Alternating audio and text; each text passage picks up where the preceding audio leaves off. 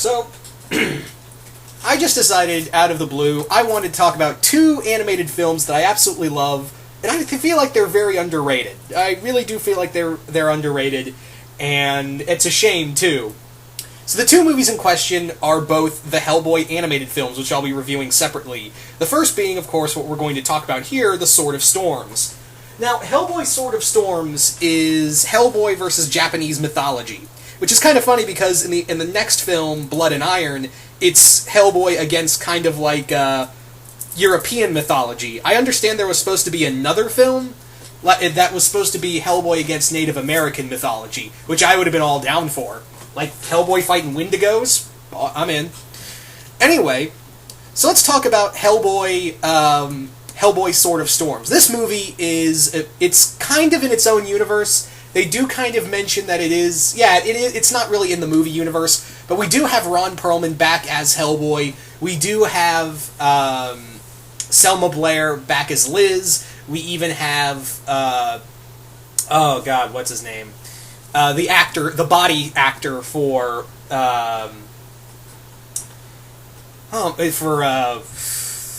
Abe. Oh my god, I'm forgetting his name. For Abe Sapien. Oh, it was there and it's gone. Oh my god. Now it's killing me. Oh, Doug Jones, that's it. Doug Jones. How did I forget that? But yeah, Doug Jones actually does the voice of here instead of David Hyde Pierce. But anyway, sorry for that. I just had a total brain fart and it was killing me. So yeah, the story is that a professor, a friend of the BPRD, has gone missing, and it turns out he's been possessed by the two demons, Thunder and Lightning, and they intend to release their brothers, the dragons, to cause the apocalypse. So Hellboy is teleported to a afterlife of sorts. He's sent to a reality where all of Japanese mythology is kept. The Kappa, multiple dark spirits, Oni, all types of Japanese mythologies in here. And I like that. I really do like that, how this film really conveys a lot of Japanese mythology. Every monster Hellboy fights, Tengus, Kappas, all sorts of creatures in here he fights are all part of Japanese mythology. Even the giant skeleton creatures are from Japanese mythology. All of it. Even Thunder and Lightning. And I really like that, because you don't really see a lot of films. And this film, it's kind of cool, because you never see a lot of big-budget films put this much effort into caring about Japanese mythology and making it, let alone, doing it right. In this film, however, the Hellboy animated film actually gives a shit about the Japanese mythology, which is cool, because Japanese mythology is kind of fucking terrifying. No, really, you read some of the mythology on some of these creatures, on like the Oni and even the Kappa, some of that shit's really scary. You can understand why Japanese horror films are as fucked up as they are, because they usually get a lot of their, inspiration from how scary Japanese mythology is. So, Hellboy's got to fight his way through all of them. There's even a great scene where he's just surrounded by Tengus and Oni and all kinds of other demons around him. It's almost like a scene from Inuyasha, almost. And Hellboy's just like, shit. Yeah. What I love about this is that, even though this is not in the movie continuity, this is more like an adaptation of the comic books. There's actually, when Hellboy goes to a hotel, a little Japanese bathhouse to spend the night, he encounters these floating heads, and that's actually an adaptation of one of the Hellboy stories. And you see it even more in the next movie. That again, there are adaptations of sort of Hellboy stories. Especially you see that in Blood and Iron. But in this one, yeah, Hellboy's got to keep this sword away from Thunder and Lightning and from all of their servants. Meanwhile, Liz and Abe are stuck on, they're basically stuck fighting one of the dragons. The dragons, however, they don't look like normal dragons. They're more, you don't get to see them.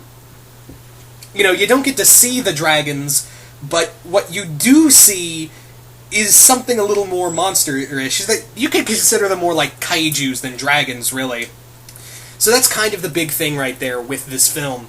The action's great, the voice acting's spectacular. Ron Perlman, of course, is no stranger to voice acting. He's obviously done it multiple times in his life, so he's, again, no stranger to this film.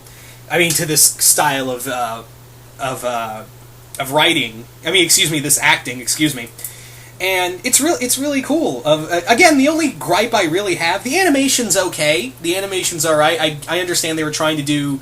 Obviously, Mike Mignola had a say in this, and so did Guillermo del Toro.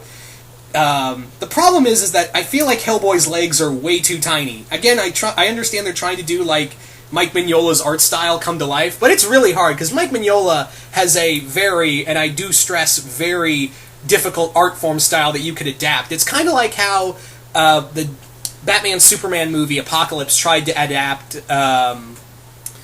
They tried to adapt Michael Turner's artwork in that film, and it just came off really anime-ish more than it tried to be Michael Turner's artwork. So that's kind of the big draw for me. But again, I feel like the action and the storytelling's really good. They wanted to just tell, hey, guess what? You know, if you're a fan of Hellboy, guess what? We're doing a fun romp through Japanese mythology.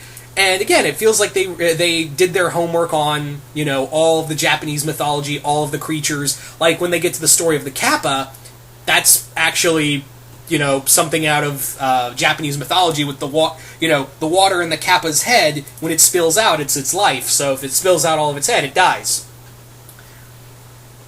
But yeah, this is a fun film. If you love Hellboy, if you love Japanese mythology and their horror, by all means, check this out.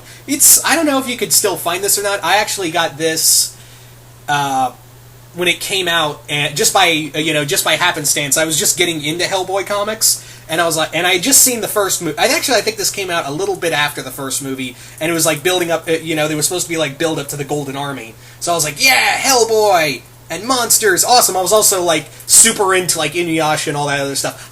My anime craze was just rebudding. I did have it before with, Sailor Moon and Dragon Ball Z, but it kind of died down. But I ran with a couple friends who really were into anime, so this really got a kick in me. So here you go. So here we are now. Sorry for that little rant. I tend to do that. But yeah, all in all, again, really fun movie. Very bloody too. There's also a great action sequence where Hellboy has to fight a giant bat god of sorts. Anyway, so yeah, if you're a Hellboy fan, I don't think I need to tell you that this is an excellent film. Anyway, once again, hope you all enjoyed this, and I'm out.